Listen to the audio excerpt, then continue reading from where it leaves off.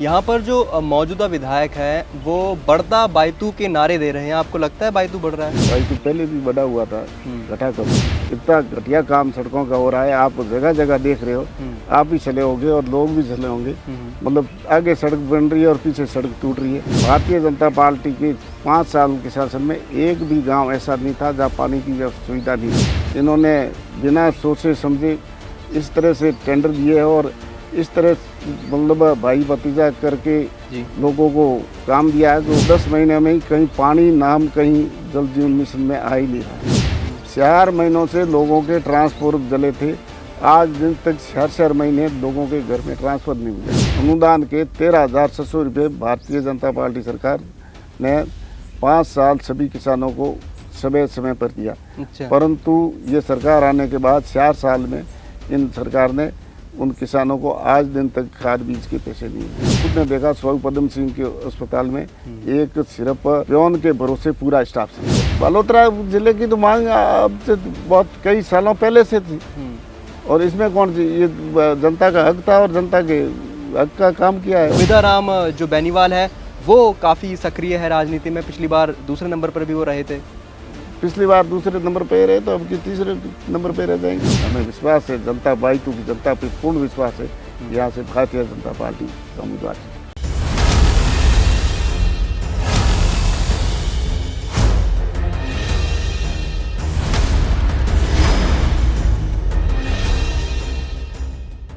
नमस्कार, मैं मनोज पांडे स्वागत करता हूं आप सभी का डीसीएन के खास कार्यक्रम कौन बनेगा विधायक में। और आज के इस एपिसोड में हम आए हैं बायतू, और बायतू में आज हमारे मेहमान हैं भाजपा से दावेदारी कर रहे एक ऐसे नेता जो लंबे समय से यहाँ की राजनीति में सक्रिय हैं। ये मौजूदा समय में भाजपा के जिला उपाध्यक्ष हैं, पूर्व में महामंत्री भी रह चुके हैं और आज ये हमारे साथ विराजमान है। मैं स्वागत करना चाहूँगा बालाराम जी मूंड का। तो सर, सबसे पहले बहुत बहुत धन्यवाद अपना कीमती समय में देने के लिए। धन्यवाद जी। बालाराम जी, थोड़ा सा डीसीएन के जो दर्शक हैं उन्हें अपने राजनीतिक सफ़र के बारे में, कितने सालों से आप बायतू की राजनीति में सक्रिय हैं, इसकी कुछ जानकारी दीजिए सर। सर, आप बता रहे, आपका स्वागत है जी। मैं भारतीय जनता पार्टी में लगभग 40 वर्षों से 6 अप्रैल 1980 से पहले अधिवेशन बम्बई अधिवेशन में गया था। उसके बाद लगातार भारतीय जनता पार्टी में मैं मंडल का महामंत्री रहा जी। मंडल महामंत्री के बाद किसान मोर्चा जिलाध्यक्ष रहा जी। किसान मोर्चा जिलाध्यक्ष के बाद मैं किसान प्रदेश कार्य समिति सदस्य रहा जी। उसके बाद प्रदेश प्रतिनिधि रहा। उसके बाद प्रदेश कार्य समिति रहा। उसके बाद बाड़मेर जिले का मैं 10 साल लगातार जिला महामंत्री रहा और वर्तमान में मैं भारतीय जनता पार्टी की जिला उपाध्यक्ष हूँ। और पार्टी के विभिन्न कार्यक्रम, जो भी कार्यक्रम हुए, कई कार्यक्रमों का मैं संयोजक और प्रभारी भी रहा। 1980 से आपने बताया, लगभग 40 साल से भी ज़्यादा का आपको राजनीति का अनुभव है और शुरुआत से ही आप भाजपा के साथ जुड़े हुए हैं। अभी बायतू में मैं भाजपा में ऐसे राष्ट्रीय स्वयं संघ से प्रथम वर्ष शिक्षित भी हूँ। अच्छा। मेरा परिवार पहले राष्ट्रीय स्वयं संघ से जुड़ा हुआ। तो अभी आप बायतू में जिस तरह से सक्रिय हैं और चुनाव को भी अब महज कुछ समय ही बचे हैं, इस बीच आप जनता के बीच भी जा रहे होंगे, क्या कुछ वहाँ पर आपको जनता से फीडबैक, रिस्पांस जानने को मिल रहा है? मैं इस क्षेत्र में बायतू विधानसभा की नई विधानसभा बनी, जब से मैं लगातार आज 17-18 साल से बायतू विधानसभा की जनता के बीच में हूँ और जनता के हर कार्य में, हर सहयोग में, हर समय जनता के सुख दुख में साथ रहा। और मैंने इस एरिया में कई बार जनता समाज सेवा संबंधी, जैसे अफीम मुक्ति शिविर, गो सेवा शिविर निःशुल्क, मैंने कई ऐसे जनहित के काम भी किए जी। यहाँ पर जो मौजूदा विधायक है वो बढ़ता बायतू के नारे दे रहे हैं। आपको लगता है बायतू बढ़ रहा है? बायतू बढ़ना तो बायतू पहले भी बढ़ा हुआ था, घटा कब था। वो बढ़ता बायतू कह रहे कि हमारे आने से तो बायतू बढ़ा है आगे। बढ़ा कहाँ बढ़ा, बायतू सीमा तो वही है, पहले है थी वही सीमा है। सीमाएं वही है। विकास के क्षेत्र में, विकास के मुद्दे में तो मतलब भारतीय जनता पार्टी के समय काम किया, उस टाइम विकास हुआ था। अब इस 5 साल में किसी तरह का कोई विकास नहीं हुआ। 5 साल में किसी तरह का कोई विकास आप नहीं करे। क्या कुछ मुद्दे हैं इस बार चुनावी साल में, क्या कुछ स्थिति है? जैसे कि हम बायतू में आए तो बहुत से लोगों का ये भी कहना था कि सड़कों का हाल बेहद ही खस्ता हाल है, यहाँ पे सड़कें जो है बहुत ख़राब है, पेयजल का संकट सामने आता है, बिजली को लेकर भी कई लोग बात करते हैं, किसानों की भी कुछ समस्याएं सुनने को मिलती है। क्या कुछ मुद्दे होंगे इस बार आपकी तरफ से चुनाव में?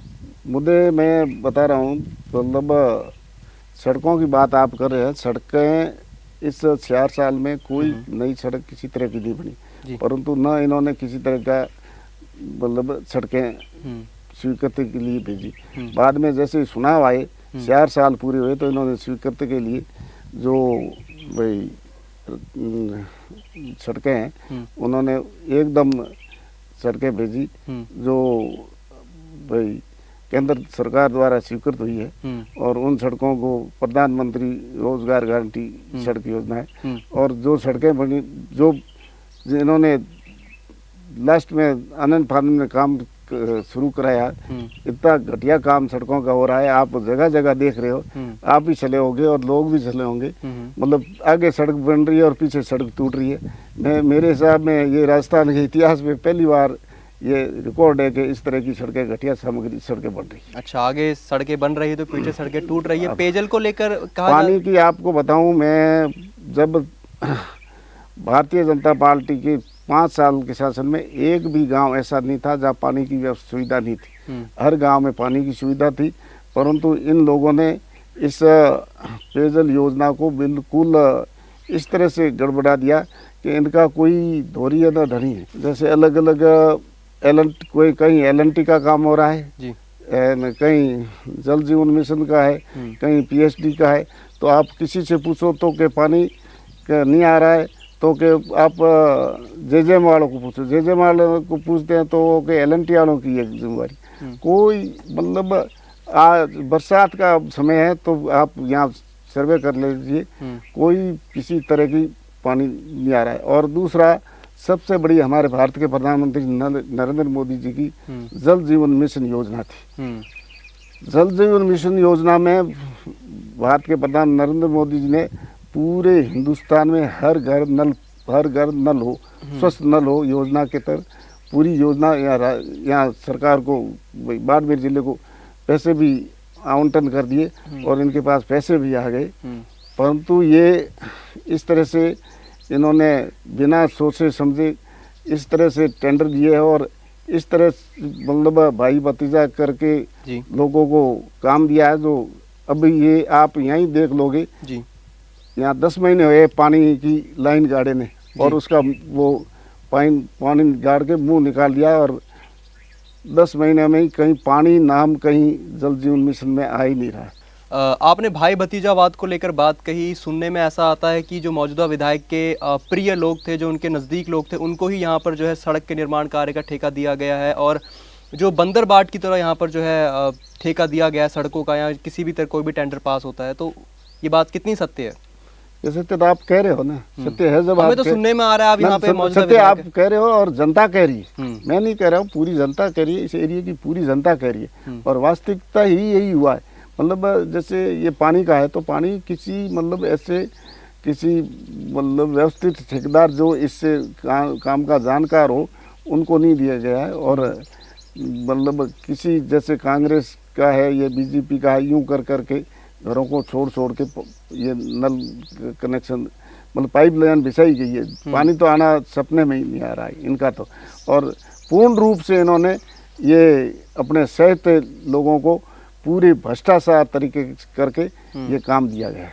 अच्छा, अपराधों को लेकर भी यहाँ पर पुलिस और अपराधियों के बीच काफ़ी संघर्ष देखने को मिलता है और खबरें भी सुनने को मिलती है। आप यदि विधायक बनते हैं तो कैसे इस स्थिति को ठीक करेंगे? ये आप सुन रही हो, अपराध तो बायतू के इतिहास में एक रिकॉर्ड बन गया है। मतलब आप लोगों ने देखा ही होगा और हमेशा अखबार में भी पढ़ते होंगे। ये भाई राजस्थान के इतिहास में, और बायतू बिल्कुल शांत एरिया था। शांत एरिया में ये पहली बार इतने 4 से 5 साल में अपराध बढ़े हैं। और जनता ने मेरे को आशीर्वाद दिया और मैं विधायक बना तो सबसे पहले ये इस अपराध पे मतलब कानून व्यवस्था बना के इसको रोका जाएगा। जी, आपने सड़कों की बात करी, पेयजल संकट की भी बात करी। मुख्यमंत्री गहलोत कह रहे हैं कि हमने उपभोक्ताओं को 200 यूनिट फ्री बिजली दी है, किसानों के लिए 2000 यूनिट फ्री बिजली है। बायतू में कितना लोग इसका लाभान्वित हो पा रहे हैं? भाई तुम्हें मेरे हिसाब से मुख्यमंत्री जी घोषणाएं कर रहे हैं और वादे कर रहे हैं जी, मगर आज दिन तक जो 2000 भाई यूनिट फ्री किया है, किसानों के बिल देख लो, सभी के बिल ऐसे के ऐसे आ रहे हैं और उन्होंने फ्री की जगह उल्टा सरचार्ज लगा दिया है। और बिजली के विषय में आप जाओगे तो बिजली की तो ये स्थिति है कि आप भी देखते होंगे, मतलब किसी व्यक्ति को विश्वास, जो कारीगर है या जो बिजली पे निर्भर है, उनको विश्वास नहीं है कि भाई मैं काम पे जाऊंगा बिजली चलेगी कि नहीं चलेगी। पूर्ण रूप से मतलब हर घंटा। और किसानों की तो ये स्थिति है कि किसानों ने जो डबल क्रॉप एरिया है उसमें 13 महीना हो गए डिमांड भरे हुए और उन्होंने कुआ खुदाए हुए। 13 महीनों से उनको कनेक्शन नहीं दिए जा रहे हैं और पैसे सरकार ने पैसे ले और लोग किसान मतलब दर दर भटक रहा है और उन्होंने कर्जा भी ऊपर कर लिया है। ये स्थिति बिजली की है। और दूसरे जैसे घरेलू कनेक्शन है, घरेलू कनेक्शन में आपने देखा होगा ये तूफान आए ने कम से कम 4 महीने हो गए। 4 महीनों से लोगों के ट्रांसफार्मर जले थे, आज दिन तक 4 महीने लोगों के घर में ट्रांसफार्मर नहीं लग रहे और ट्रांसफार्मर नहीं लग रहे। और भारतीय जनता पार्टी की सरकार में ट्रांसफार्मर 24 घंटा मतलब के अंदर और 24 घंटा नहीं तो 48 घंटों में ट्रांसफर नहीं लगता था तो ये नहीं इनको नोटिस मिलता था। यहाँ 4 महीने से ट्रांसफार्मर नहीं लगे? 4 महीने से मेरे पास लिस्ट पड़ी है पूरी, आप देख लो। तो लोग कैसे फिर अपना कामकाज कर काम देख लो नहीं, जो बिजली आज मेन है क्योंकि सब निर्भर है, सबसे बड़ी बिजली पे मैंने मेरी आंखों से देखा है। मतलब लोग जो खाने के लिए अपने आटा पिसाने के लिए 4-4, 5-5 किलोमीटर जहाँ छकियाँ हैं गांव में, वहाँ जाते हैं, जो इंजन की छकियाँ वहाँ पिसाने जाते हैं। आज भी ये स्थिति होगी। किसानों को लेकर एक बात ये भी सामने आ रही है कि काफ़ी समय से बारिश पहले नहीं हुई तो किसानों ने फसलें जल्दी काट ली, उसके बाद बारिश हुई तो वो कटी हुई फसल भी खराब हुई है और गिरदावरी को लेकर बहुत बड़ी समस्या आ रही है। बायतू में किसानों का क्या कुछ हाल है फसलों को लेकर? मतलब बायतू में पहले तो बरसात लेट हुई तो फसलें जल गई और जलने के बाद रही कुछ ही काटी फसलें तो ऊपर बरसात हो गई। बरसात से जो भी फसल वो पूरी खराब हो गई और एकदम नष्ट हो गई। और गिरदावरी, इन्होंने गिरदावरी साइट बंद कर रखी है। एक ऐप पे वो गिरदावरी कर रहे हैं तो वो भी अपने भाई पहले मांग की, ज्ञापन दिया, हड़तालें की। जब ये इन्होंने शुरू किया, शुरू करने के बाद लोगों की एक ऐप पे कुछ 5 या 7 लोगों की दिन में गिरदावरी पटवारी बड़ी मुश्किल से कर रहा है। तो इस गिरदावरी से वंचित हो जाएंगे तो लोगों को इससे फसल बीमे का नुकसान भी नहीं मिलेगा। इन किसानों को बहुत भारी नुकसान उठाना पड़ेगा इस स्थिति से। आप खुद भी किसानी, आपका घर जो है चारों तरफ खेती खेत है, किसान आपके पास आते भी होंगे कि समस्या हमारी ये चल रही है और आप राजनीति में सक्रिय भी है, तो क्या कुछ कैसे आप मदद करते हैं अपनी तरह से कि किसानों का? मैं किसान, जब भी किसान आते हैं तो उस अधिकारी से बात करता हूँ और उनसे भाई उनके संज्ञान में भी लाता हूँ। और जब हमने किसानों के लिए पाटोदी में धरना प्रदर्शन किया, बायतू में धरना प्रदर्शन किया और गेड़ा में धरना प्रदर्शन किया, जब जाके इन्होंने गिरदावरी से जो गिरदावरी तो करे कि जब हमने ज्ञापन दिया उनसे पहले तो पटवारी भी हड़ताल पे थे और पूरे पटवारी हड़ताल पे चल रहे हैं। और किसानों के साथ गिरदावरी नहीं होगी तो बहुत बड़ा धोखा होगा।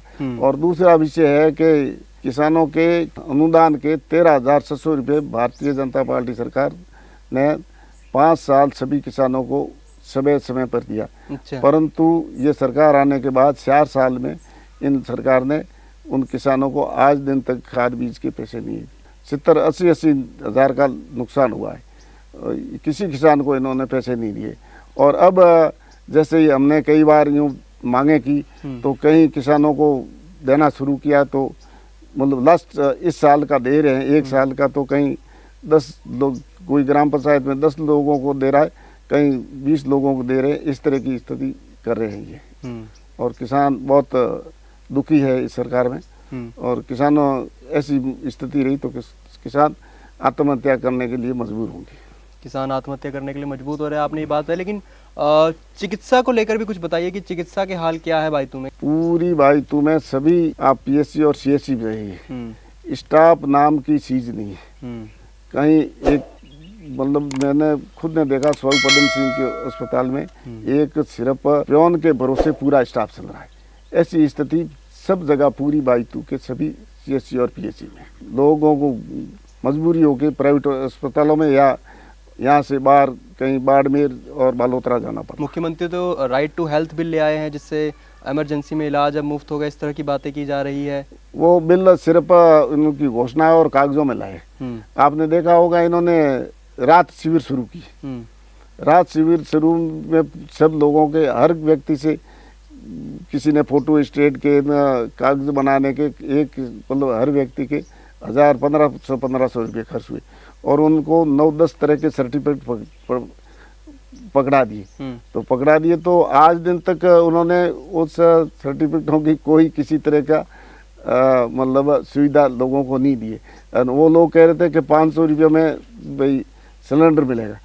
सिलेंडर उनकी घोषणा है, देना सीखे तो भारत के प्रधानमंत्री नरेंद्र मोदी जी सीखी। नरेंद्र मोदी जी ने रक्षाबंधन के दिन बिना मांगे पूरे हिंदुस्तान में 200 रुपया सिलेंडर, गैस का सिलेंडर सस्ता किया और 200 रुपया जो भाई PMY नहीं प्रधानमंत्री आवास से जुड़े हैं उनके 200 रुपये की सब्सिडी की। इस तरह उनसे सीखे। इन तो खाली ये घोषणाओं में ही है, बाकी इनको करना कुछ नहीं है। चुनाव आ गए और सिर्फ लोगों को लुभाने का काम कर रहे हैं। तो मुख्यमंत्री कह रहे हैं मैं आप मांगते मांगते थक जाएंगे, मैं देते देते नहीं थकूंगा।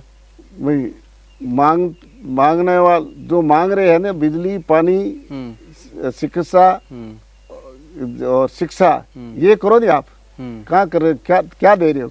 सिर्फ घोषणाएं कर रहे हैं, कोई देने का नहीं है।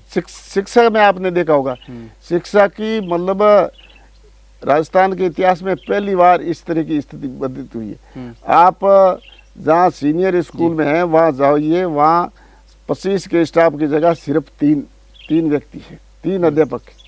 ऐसी स्थिति तो बच्चों के साथ बहुत मतलब उनके साथ धोखा हो रहा है। चिकित्सा नाम की चीज ही नहीं। और इन्होंने अब स्कूलें सीधी मतलब मिडिल से सीनियर करने कई स्कूलें की है और कई सीनियर भाई मिडिल से सीनियर इंग्लिश में की है, परंतु इंग्लिश उस मिडिल स्कूल में एक अध्यापक है। एक अध्यापक 12वीं तक पढ़ा देगा क्या? यह स्थिति है शिक्षा में भी। पर कांग्रेस के नेताओं को ये भी कहना है कि हमने इस बार वो ऐतिहासिक फैसला लिया है जिसकी 40 सालों से मांग चल रही थी। हमने बालोतरा को एक नया जिला बना दिया है, बायतू भी उसी का एक हिस्सा है। तो इस बार चुनाव में जो है इस मुद्दे को बहुत भुनाने का प्रयास किया जाएगा। कैसे देखते हैं आप इसको? ये बालोतरा जिले की तो मांग अब से बहुत कई सालों पहले से थी और इसमें कौन सी ये जनता का हक था और जनता के हक का काम किया है और क्या किया है इसमें मतलब कौन सी बड़ी नई बात? इनका कहना था कि बालोतरा नया जिला बनने से विकास कार्य तेज गति से होंगे। क्या गति है विकास कार्यों की बायतू? विकास से पहले भी तेज थी भाई, अब कौन सी जिला बनने से तेज होगी? तो जिला बनने से कोई जनता में क्या मतलब आम लोग जिला बनने से कौन आया हो? जिला बनने के बाद से आप महसूस करते कुछ देखते आसपास? कोई मेरे को तो अंतर दिख नहीं रहा, नहीं जनता को कोई अंतर दिख रहा है। बायतू जस के तस है, जस के तस ये बायतू तो और कहाँ जाने। रिफाइनरी को लेकर भी कई बातें सामने आती है। कांग्रेस का कहना है कि रिफाइनरी हम लगा रहे हैं और भाजपा कहती है रिफाइनरी हम लगा रही है। इस बीच ये भी कहा जाता है कि जो रिफाइनरी का काम है वो डिले हो गया है, देरी से अब काम हो रहा है, जिससे उसकी लागत भी बढ़ गई है। क्या कुछ समस्याएं आ रही है रिफाइनरी को लेकर यहाँ?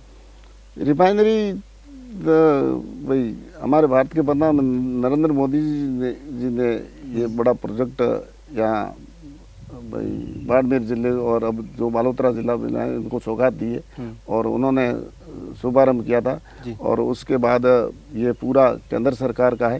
ये तो सिर्फ इस मतलब 2024 तक पूर्ण नहीं हो जाए, इसलिए इनकी सिर्फ मुख्यमंत्री जी का एक ही ध्येय है कि इसमें किसी तरह से बाधा डाल के विलम्ब कैसे हो, ये लोग यही कर रहे हैं।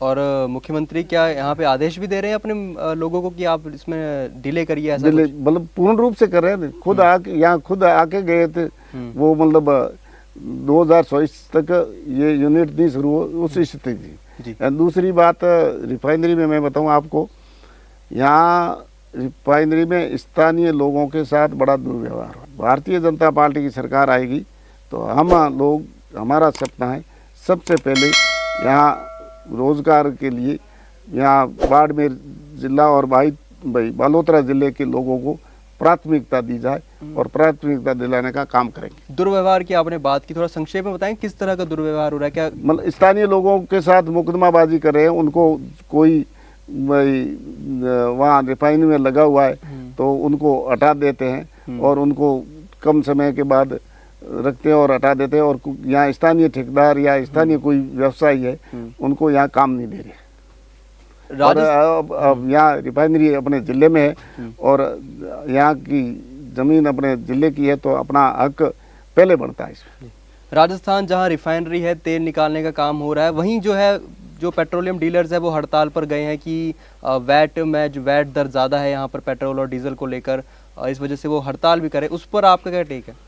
बिल्कुल सही है उनकी हड़ताल, बिल्कुल। मतलब पूरे राजस्थान में क्या पूरे भारत में सबसे महंगा डीजल राजस्थान में, सबसे महंगा डीजल राजस्थान में, और उससे मतलब उल्टा सरकारी रेवेन्यू भी कम आ रही है।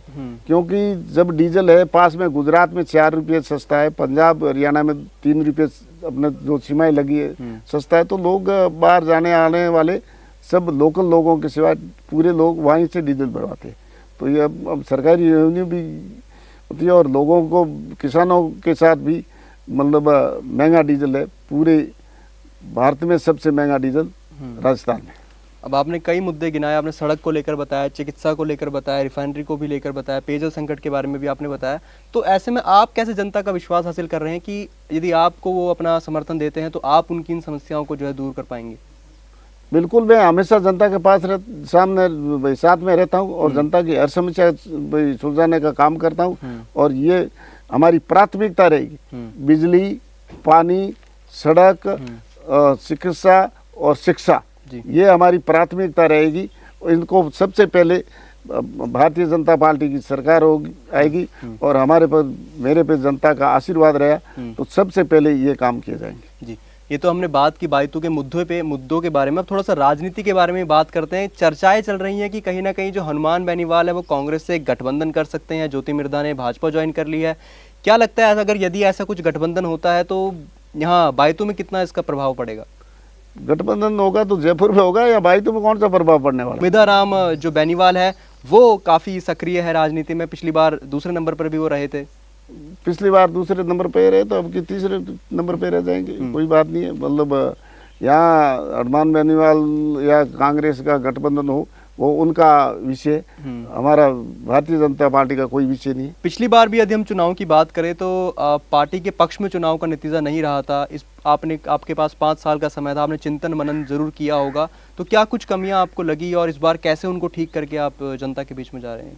पिछली बार चुनाव में हम सत्ता में थे तो थोड़ी सत्ता विरोधी लहर रही और उस कमियों को हमने दूर कर दिया है। हमने जनता के बीच में रह के और पूरी तरीके से हमने चुनाव को सुधार लिया है और इस बार हमें विश्वास है, जनता बाइतू की जनता पे पूर्ण विश्वास है, यहाँ से भारतीय जनता पार्टी का उम्मीदवार जीते। बीते समय यहाँ से भाजपा की परिवर्तन संकल्प यात्रा भी निकली। कल ही यहाँ पर जो है प्रधानमंत्री नरेंद्र मोदी भी आए और अब कल यहाँ पर जो है उपराष्ट्रपति जगदीप धनखड़ भी आने वाले हैं बाजरा अनुसंधान केंद्र के शिलान्यास के लिए। क्या लगता है कितना फायदा होगा इन यात्राओं का भी और ये बाजरा अनुसंधान केंद्र जो बन रहा है? मतलब बाजरा अनुसंधान हमारे बाड़मेर जैसलमेर के सांसद और केंद्रीय कृषि राज्य मंत्री कैलाश चौधरी ने ये एक बहुत बड़ा बाड़मेर और बालोतरा जिले के लिए एक ऐतिहासिक काम किया है। भाई बाजरा अनुसंधान का केंद्र ये पूरे हिंदुस्तान में पहले हैदराबाद में था और भाई गुड़ामालानी में इसका शुभारंभ होगा। इससे बहुत बड़ा किसानों को फायदा होगा और किसानों की हर सुविधा इस अनुसंधान से मिलेगी, इसलिए ये एक बहुत बड़ा ऐतिहासिक काम है। बाइतू की बात करें तो चर्चाएं हैं कि इस बार मुकाबला बहुत ही कड़ा होने वाला है। आपकी जो है पार्टी के पदाधिकारियों से चर्चा भी चल रही होगी, क्या कुछ वहां से संदेश और आदेश आपको मिले हैं और कैसे देखते हैं स्थिति को? भाई तुम्हें इस बार पूरी जनता एक परिवर्तन के मूड में है और पूर्ण रूप से ये परिवर्तन जनता पूरा परिवर्तन लाएगी, क्योंकि बाईतू में जो परिवर्तन यात्रा के समय जो हमारी यहाँ बाईतू में सभा हुई थी, वो सभा जोधपुर संभाग में 50 सीटों में सबसे अच्छी सभा, जोरदार सभा बाईतू में हुई और बाईतू की जनता पूरी परिवर्तन लाने की मूड में है। पूर्ण रूप से मुझे विश्वास है, जनता मेरे साथ है और पार्टी में मैं कई वर्षों से काम कर रहा हूँ और पार्टी के हर कार्यक्रम में काम कर रहा हूँ। पार्टी पूर्ण रूप से मुझ पर विश्वास जताएगी, ये मेरे को आशा है। जी, आपने बताया कि जैसा जनता यहाँ पर परिवर्तन के मूड में है और परिवर्तन संकल्प यात्रा में आपकी केंद्रीय मंत्रियों से भी मुलाकात हुई होगी। बीते दिनों जयपुर ग्रामीण में जो कार्यक्रम था वहाँ भी आपकी पदाधिकारियों से बात की हुई होगी। कुछ आश्वासन आपको मिला कि टिकट इस बार बालाराम जी आपका ही पक्का है? मेरे को आश्वासन बाईतू की जनता का आश्वासन है और जो पार्टी निर्णय करेगी और पार्टी लगभग मेरे को विश्वास है, क्योंकि मैं हमेशा जनता के साथ और यहाँ से लगातार ये चौथी बार टिकट मांग रहा हूँ, इसलिए पूर्ण रूप से मुझे विश्वास है कि भारतीय जनता पार्टी मुझ पर विश्वास है। आप चौथी बार टिकट मांग रहे हैं और यदि पार्टी आप पर विश्वास करती, क्या लगता है जिस हिसाब से आप जनता के बीच जा रहे हैं, जिस हिसाब का माहौल आपको देखने को मिल रहा है, कितने हजार वोटों से आप यहाँ पार्टी को जिता सकते हैं? इस बार पार्टी ने मेरे पे विश्वास रहता है तो यहाँ पूरी जनता परिवर्तन के मूड में है और भारतीय जनता पार्टी बहुत बड़े अंतर से यहाँ विजय रहेगी।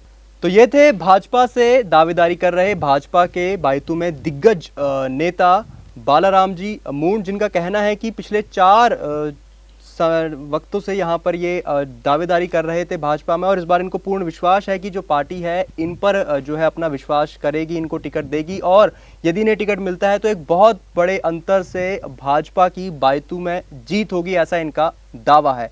अब आपने बालाराम जी को सुना, जाना और परखा भी होगा, तो नीचे कमेंट कर ज़रूर बताएं और कैसे आप इनको देखते हैं एक नेता के रूप में, कमेंट करके वह भी बताएं। यदि आप बाईतू से देख रहे हैं तो कमेंट करके बताएं कि आप इनको विधायक के रूप में देखना चाहते हैं या नहीं। यस नो आप ज़रूर कमेंट करें और इस वीडियो को अधिक से अधिक बाईतू के मतदाताओं के साथ शेयर जरूर करें ताकि उन्हें ये पता लगे कि जो उनके सामने नेता खड़े हैं वो क्या कुछ बाईतू के बारे में सोचते हैं और समझते हैं। आप देख रहे थे कौन बनेगा विधायक। अब मिलेंगे एक नए एपिसोड में एक नए नेता के साथ।